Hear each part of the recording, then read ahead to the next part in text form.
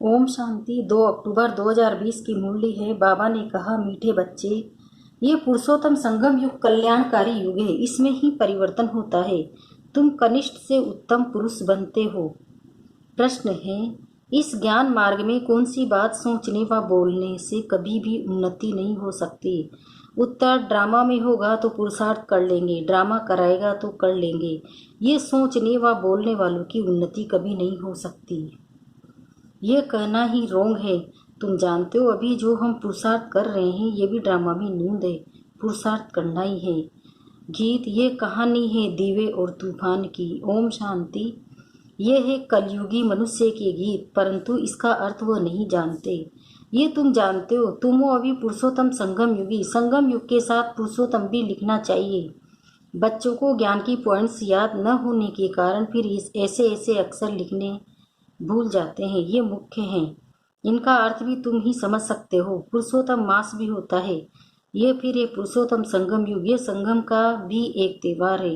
ये त्योहार सबसे ऊंचे। तुम जानते हो, अभी हम पुरुषोत्तम बन रहे हैं। उत्तम ते उत्तम पुरुष, ऊंच ते ऊंच, साहूकार से साहूकार, नंबर 1 कहेंगे। लक्ष्मी नारायण को शास्त्रों में दिखाते हैं बड़ी प्रलय हुई, फिर नंबर 1 श्री कृष्ण पीपल के पत्ते पर सागर में आया। अभी तुम क्या कहेंगे? नंबर 1 है यह श्री कृष्ण, जिसको ही श्याम सुंदर कहते हैं। दिखाते हैं अंगूठा चूसता हुआ आया।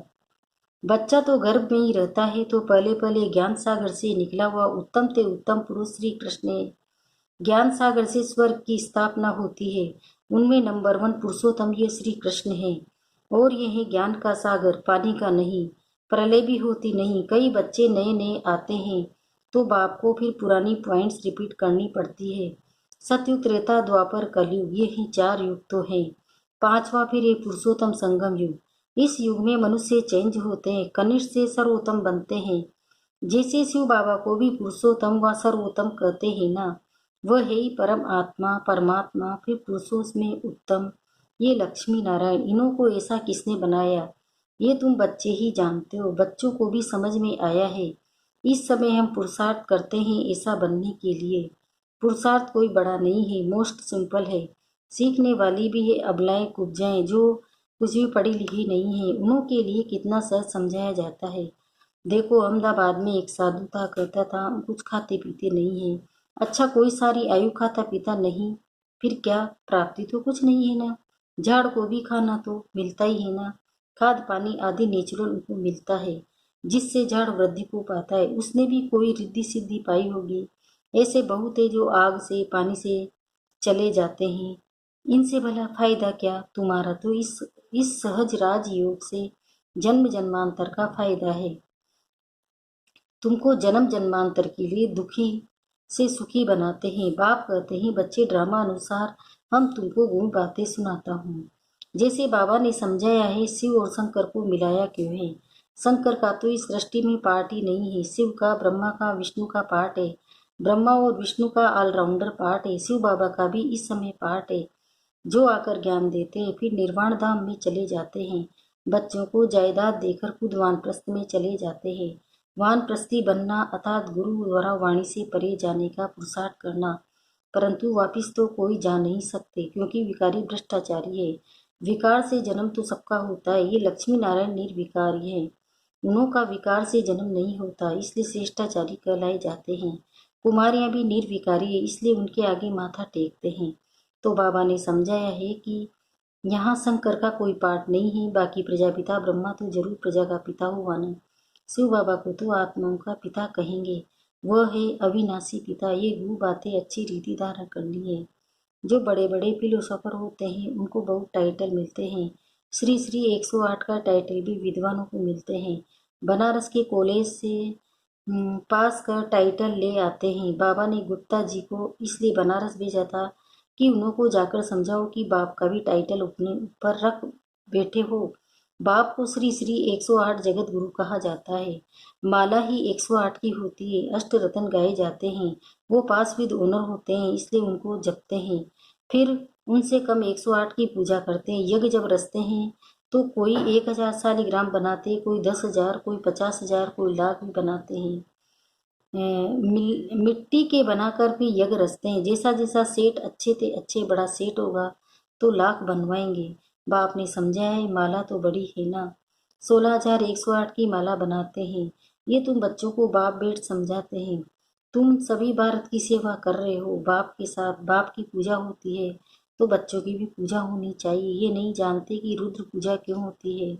बच्चे तो सब शिव बाबा के हैं। इस समय सृष्टि की कितनी आदमशुमारी है, इसमें सब आत्माएं शिव बाबा के बच्चे ठहरे ना, परंतु मददगार सब नहीं होते। इस समय तुम जितना याद करते हो उतना ऊंच बनते हो, पूजन लायक बनते हो। ऐसे और कोई की ताकत नहीं जो ये बात समझाए। इसलिए कह देते ईश्वर का अंत कोई नहीं जानते, बाप ही आकर समझाते हैं। बाप को ज्ञान का सागर कहा जाता है तो जरूर ज्ञान देंगे ना। प्रेरणा की तो बात होती नहीं है, भगवान कोई प्रेरणा से समझाते हैं क्या? तुम जानते हो उनके पास सृष्टि के आदि मध्य अंत का ज्ञान है, वो फिर तुम बच्चों को सुनाते हैं। ये तो निश्चय है, निश्चय होते हुए भी फिर भी बाप को भूल जाते हैं। बाप की याद ये है पढ़ाई का तंत्र, याद की यात्रा से कर्मातीत अवस्था को पाने में मेहनत लगती है। इसमें ही माया के विघ्न आते हैं, पढ़ाई में इतने विघ्न नहीं आते। अब शंकर के लिए कहते हैं, शंकर आंख खोलते हैं तो विनाश होता है, ये कहना भी ठीक नहीं है।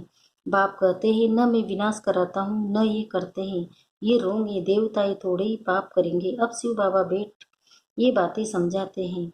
आत्मा का ये शरीर है रथ, हर एक आत्मा को अपने रथ पर सवारी है। बाप कहते हैं, मैं इनका लोन लेता हूँ, इसलिए मेरा दिव्य अलौकिक जन्म कहा जाता है। अभी तुम्हारी बुद्धि में 84 का चक्र है, जानते हो। अभी हम घर जाते हैं फिर स्वर्ग में आएंगे। बाबा बहुत सहज करके समझाते हैं, इसमें हार्ट फेल नहीं होना है। कहते हैं, बाबा हम पढ़े लिखे नहीं हैं, मुख से कुछ निकलता नहीं, परंतु ऐसा तो होता नहीं है। मुख तो जरूर चलता ही है, खाना खाते हो मुख चलता है ना, वाणी न निकले ये तो हो नहीं सकता। बाबा ने बहुत सिंपल समझाया है। कोई मौन में रहते हैं तो भी ऊपर में इशारा देते हैं कि उनको याद करो।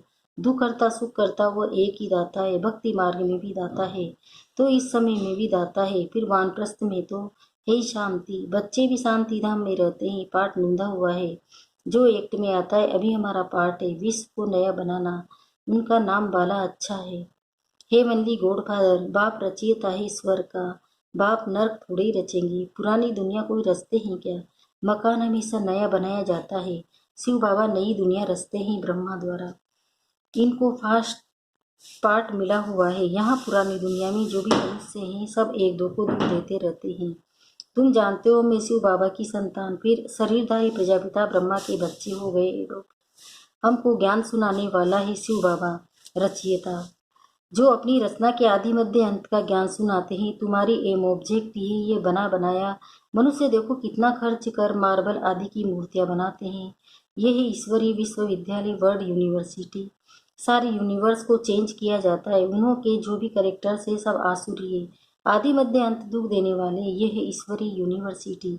ईश्वरीय विश्वविद्यालय एक होता है जो ईश्वर आकर खोलते हैं, जिससे सारी विश्व का कल्याण हो जाता है। तुम बच्चों को अब राइट और रोंग की समझ मिलती है और कोई मनुष्य नहीं जो समझता हो। राइट रोंग को समझने वाला एक ही राइटिस होता है, जिसको टूथ कहते हैं। बाप ही आकर हर एक को राइटिस बनाते हैं।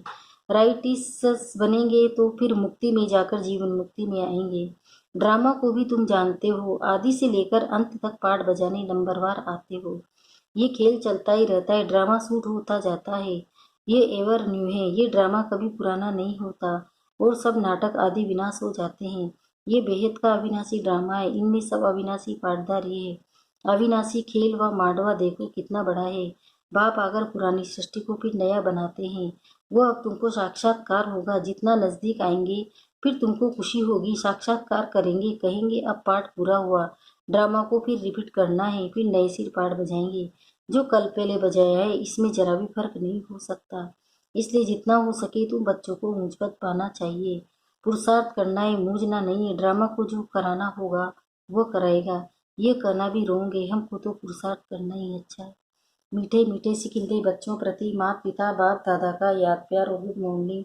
रूहानी बाप की रूहानी बच्चों को नमस्ते। हम रूहानी बच्चों की भी रूहानी माता पिता बाप दादा को याद प्यार गुड मॉर्निंग, नमस्ते नमस्ते नमस्ते। शुक्रिया बाबा, शुक्रिया आपका पद्मा पदम, शुक्रिया। धारणा के लिए मुख्य सारे पहला है, पढ़ाई का सार बुद्धि में रख याद की यात्रा से कर्मातीत अवस्था को पाना है। ऊंच पूजनीय बनने के लिए बाप का पूरा मददगार बनना है। सत्यवाद द्वारा राइट रोंग की जो समझ मिली उससे राइटिस बन जीवन बंध से छूटना है, मुक्ति और जीवन मुक्ति का वर्षा लेना है। वरदान संगम युग की सर्व प्राप्तियों को स्मृति में रख चढ़ती कला का अनुभव करने वाले श्रेष्ठ प्रारब्धी भव। परमात्म मिलन व परमात्म ज्ञान की विशेषता है अविनाशी प्राप्तियां होना। ऐसे नहीं कि संगम युग पुरुषार्थी जीवन है और संगम युगी प्रारब्धी जीवन है। संगम युग की विशेषता है एक कदम उठाओ और 1000 कदम प्रारब्ध में पाओ, तो फिर पुरुषार्थी नहीं लेकिन श्रेष्ठ प्रारब्धी हो। इस स्वरूप को सदा सामने रखो। प्रारब्ध को देखकर सहज ही चढ़ती कला का अनुभव करेंगे। पाना था सो पा लिया, ये गीत गाओ तो गुटके और झुटके खाने से बच जाएंगे। स्लोगन है ब्राह्मणों का श्वास हिम्मत है, जिससे कठिन से कठिन कार्य भी आसान हो जाता है। मातेश्वर जी के अनमोल महाकार्य महावाक्य मुक्ति और मोक्ष। आजकल मनुष्य मुक्ति को ही मोक्ष कहते हैं। वो ऐसे समझते हैं कि जो मुक्ति पाते हैं वह जन्म जन्म मरण से छूट जाते हैं।